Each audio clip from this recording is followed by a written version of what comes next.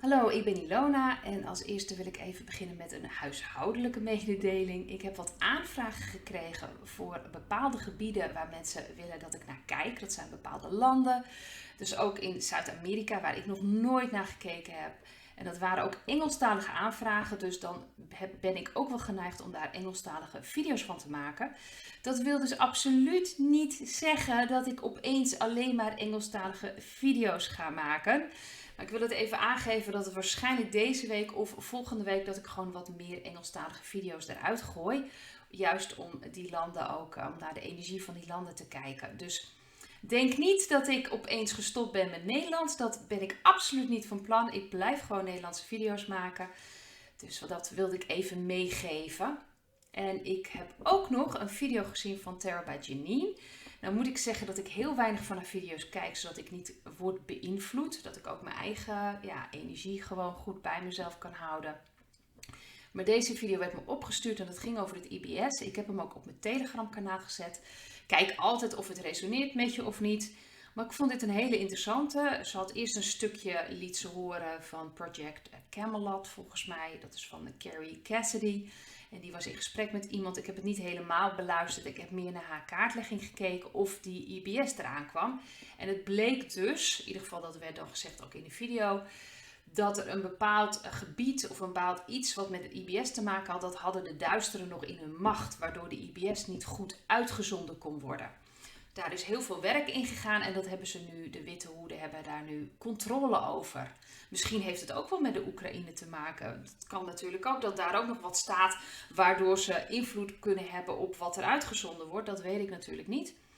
In ieder geval, dat hebben ze teruggepakt. Ik heb daar niet naar geluisterd waar die stronghold, zo het heet, dan precies was. Maar ze hebben het in ieder geval overgenomen. En ze kregen in een kaartlegging ook dat er waarschijnlijk iets schokkends gaat gebeuren voordat de IBS naar buiten wordt gebracht. Dat er waarschijnlijk iets voor 4 dagen donkerte of blackout kan zijn. En dat daar natuurlijk een heleboel mensen ook in paniek zullen raken. En dat het vooral goed is om veilig te zijn, ook thuis te zijn, dat gaf ze aan. Dus het kan ook heel goed dat er nog een soort maatregelen aankomen waardoor wij thuis of binnen moeten zijn. Dat is ook voor onze veiligheid. Het is een hele interessante kaartreading. Ze geeft ook aan dat het heel snel kan gebeuren. Het zou bij wijze van spreken vandaag kunnen gebeuren of binnen een aantal weken. Ik ben er altijd heel voorzichtig in. Ik voel al heel lang dat het er de hele tijd tegenaan aan het hikken was. Dus het kan heel goed dat er dus nog iets op orde gebracht moet worden. Want ik had eigenlijk het gevoel dat het misschien al wel eerder naar buiten had gebracht willen worden. Maar dat ging dus niet. Dus we moeten het even afwachten of dat zo is of niet. Ik heb altijd zoiets van, leef gewoon je eigen leven. En hou gewoon je frequentie hoog. Dat is eigenlijk het belangrijkste. In ieder geval wil ik nu gaan kijken naar de energie van Nederland. Even kijken hoe Nederland erbij staat. We hebben de kluizenaar, dat is de kaart boven. We hebben de aas van zwaarden, dat is de centrale kaart. We hebben de page van zwaarden in het verleden. We hebben de keizerin onder de centrale kaart. En we hebben zwaarden 8. Ik trek nog even een extra kaart. En de zegenwagen. Oh, dat is wel mooi. Dat is zeg maar de nabije toekomst. Nou, op dit moment, we hadden al in het verleden dat er steeds meer mensen andere media ging bekijken. Andere berichten kwamen naar buiten. Maar er komt nu echt een hele frisse wind in. Dat er een heleboel nu naar buiten gaat komen. Ik zag vanochtend ook nog een stukje over de weerstand tegen het feit dat de pas verlengd is. Ik heb het natuurlijk gehad over die motie die Omtzigt had ingediend. En ik voelde dat ook echt van dat het bewust gedaan was. Nou, nu blijkt ook waarom dat gedaan is. Want nu is dus ook bekend dat het er al lang al doorheen geduwd is. Ik geef nog steeds aan, die hele EU stelt helemaal niks voor. Dus dit is eigenlijk echt om mensen wakker te maken. Want mensen worden hier ook wakker van. Er is heel veel tegenstand. Dat begint nu ook in de media naar buiten te komen. Van ja, dit is er gewoon doorheen geduwd. Wij willen dit helemaal niet. Het slaat helemaal nergens op. En dat is juist de bedoeling. Daar maak je mensen mee wakker. En doordat Omtzigt dus die motie heeft ingediend, werd het ook duidelijk dat het achter de rug al lang al beklonken was. Zoals ik al eerder aangeef, de EU is voor mij gewoon een lege huls. Dus daar gaat volgens mij helemaal niet zoveel mee gebeuren. Maar dit is een perfect moment om, zeker als Nederland, meer naar onze onafhankelijkheid te gaan kijken. En zien hoe lang dit eigenlijk al speelt en hoe vaak de EU, ja, of dat het eigenlijk achter de rug van de Nederlanders van alles er doorheen geduwd is. Dus dit komt nu naar buiten. En soms is het nodig om op een bepaalde manier mensen even wakker te maken. En dat zie ik nu ook van, nou, dit is gewoon... Je ziet nu weerstand en je ziet nu ook dat er steeds meer naar buiten komt. In ieder geval, de Nederlandse bevolking en de energie van Nederland is dat we meer en meer naar onze eigen wijsheid gaan luisteren. Dat we meer het lichtje in onszelf gaan zoeken. En dat is heel belangrijk. We keren meer naar binnen. We laten ons minder afleiden. Minder afleiden door wat er de hele tijd voor poppenkastjes worden opgevoerd. We prikken door de poppenkastjes heen. Het is een hele goede ontwikkeling. En daarnaast het heilige vrouwelijke principe. De keizerin, de verbinding. Die begint nu ook steeds meer in de energie naar buiten te komen. De verbinding die mensen zoeken. Nieuwe initiatieven worden erop gezet. Ik zag ook wat initiatieven ergens voorbij komen. Ik weet niet meer zo waar. Maar voor nieuwe scholen die opgezet gaan worden. Er is heel veel, gebeurt er gewoon. Heel veel verbinding wat we helaas niet zien in de media.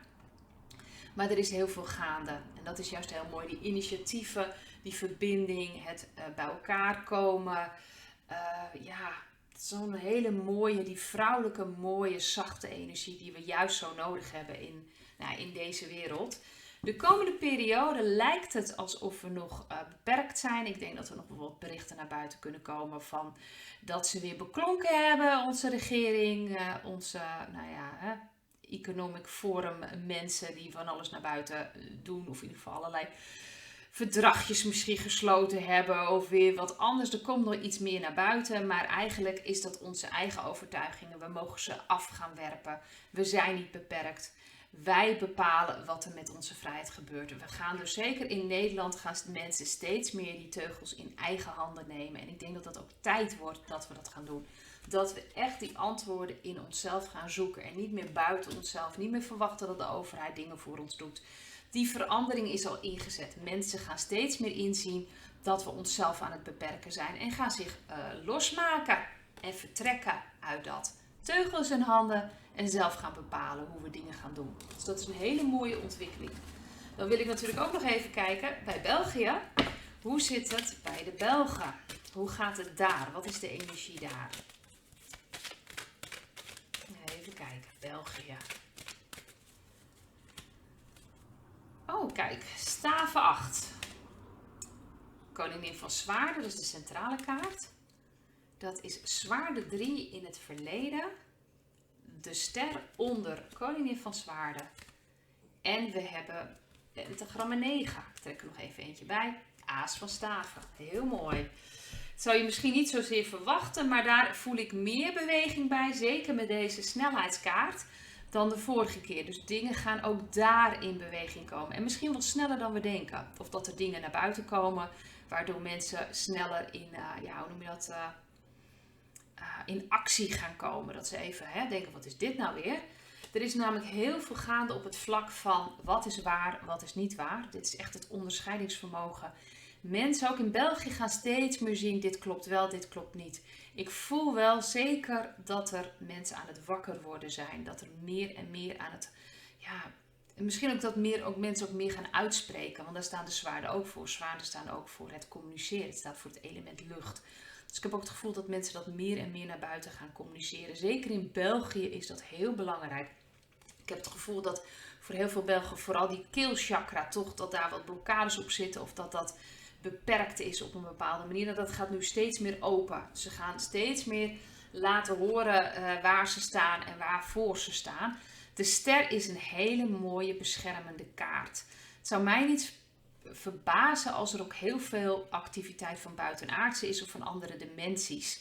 Boven België, misschien ook wel in zekere zin dat er onder België nog van alles gebeurt. Maar er is een bescherming. Daar wordt een soort beschermlaag is daar overheen gelegd. Meer ondersteuning, meer voor de mensen om te ondersteunen. Ik denk dat er meer door gaat komen als je ervoor open staat in België. Meer buitenaards contact. Ik denk dat sowieso dat over de hele wereld dat er veel meer contacten mogelijk is. Met off-worlders, zo gezegd, of in ieder geval buitenaardse, andere dimensies. Aard je wel heel goed, dat is wel heel belangrijk. En ook op dat vlak als je je openstelt, kijk heel goed wat waar is en wat niet waar is. Want ook in die regionen kun je contact maken met lagere entiteiten en lagere energieën. Dus aard jezelf goed als je je daarvoor open wil stellen. En hoe hoger jouw energie is en hoe meer jij in contact staat met jezelf, met je ziel, met God, dan zal je ook hogere dimensies vanzelf aan gaan trekken. Maar dat is wel een heel belangrijk puntje. Als je je openstelt, goed aarden en goed om je eigen energie denken. Nou, de komende periode voor België is wat geduld hebben. Dus er zijn wat dingen die eigenlijk aan het groeien zijn en aan het bloeien. En dat zal een totaal nieuwe energie gaan brengen. De aas van staven is echt een nieuw begin, energetisch. En ik denk ook dat de Belgen dat ook nodig hebben. En in dat gebied dat dat ook nodig is. Zoals ik al eerder aangegeven heb, Nederland en België, maar ook Duitsland. Daar zitten heel veel duistere energieën, hebben daar gewoon gezeten.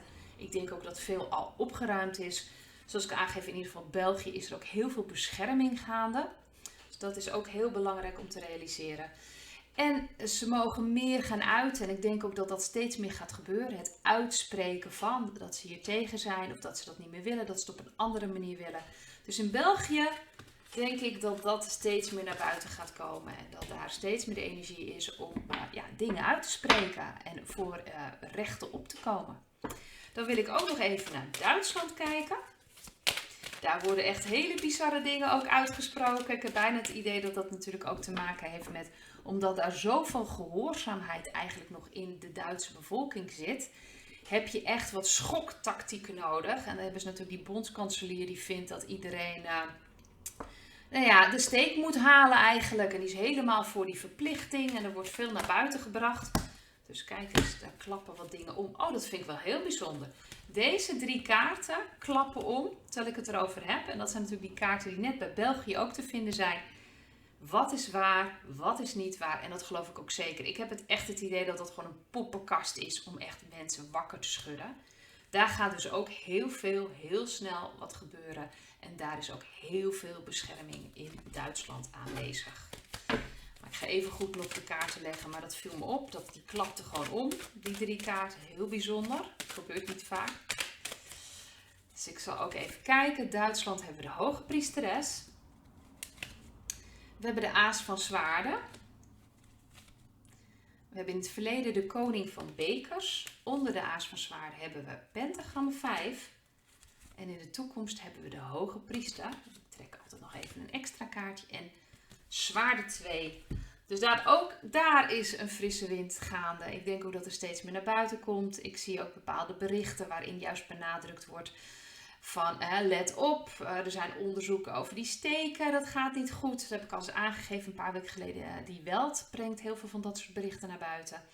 En ik heb echt het gevoel dat poppenkast die ze nu aan het opvoeren zijn over die verplichting, dat het echt is om mensen wakker te maken.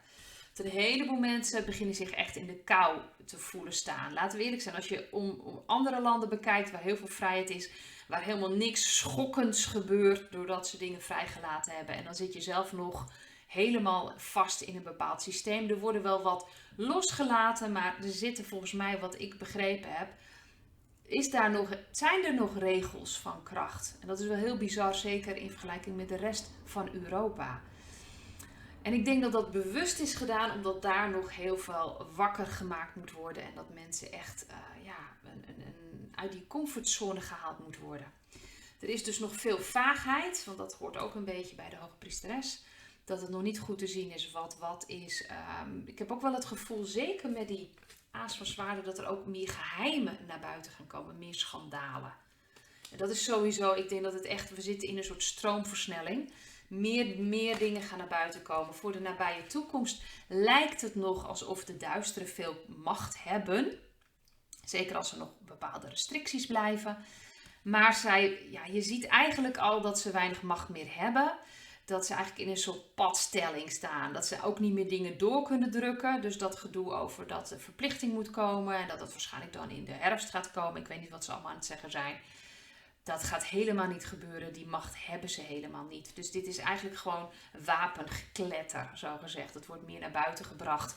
Meer om hun te laten zien, om duidelijk te laten zien wie waar staat. En om mensen wakker te maken. En mensen, want dit is ook een kaart van dat mensen gewoon niet goed naar hun intuïtie luisteren. Juist met deze kaart is dat zo belangrijk dat ook mensen meer naar hun intuïtie gaan luisteren in Duitsland. Meer naar hun connectie met hun ziel. Dus dat is eigenlijk ook heel belangrijk. Dus de nadruk de komende periode is ook om mensen wakker te maken. Mensen juist wakker te maken om naar hun intuïtie te gaan leren luisteren. Dus dat is eigenlijk wat ik bij Duitsland krijg. En hier wil ik het eigenlijk graag bij laten. Hopelijk tot de volgende video. Dag!